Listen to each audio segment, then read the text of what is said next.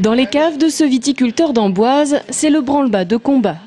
Ici, l'on produit du primeur depuis 1992, médaillé plusieurs fois, dont d'or en 2001 et de bronze cette année.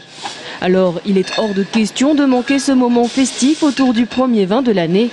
Mais si le primeur doit donner le ton du millésime, inviter les amateurs à la dégustation et à la convivialité, pour ce producteur, le phénomène semble quelque peu s'essouffler.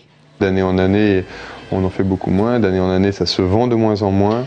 Et à encore 6-7 ans, on arrivait à vendre du primeur, on va dire, donc du troisième jeudi du mois de novembre jusqu'à Noël. Au jour d'aujourd'hui, on va vendre le troisième primeur, donc le troisième jeudi de novembre, le week-end. Et on va voir dans la semaine, ça a commencé déjà à s'essouffler. Sa production de primeur est donc passée de 12 000 à 6 000 bouteilles entre l'an 2000 et aujourd'hui. Et pour promouvoir son primeur, Mathieu Plou mise désormais sur les salons du nord de la France. Et chez ce caviste du centre de Tours, la tendance semble être identique.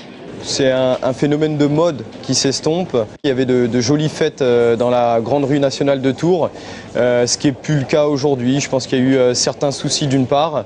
Et les jeunes d'aujourd'hui sont peut-être pas forcément prêts à déguster les Touraine ou Beaujolais nouveaux comme les autres le dégustaient à l'époque. Ainsi, sous les halles de Tours, on a tenté de faire la part belle à la tradition. Beaujolais nouveau et Touraine primeur se côtoyant sur les barriques. Personnellement, je suis bourguignon, tourangeau seulement d'adoption et effectivement, bon, je préfère effectivement les Beaujolais.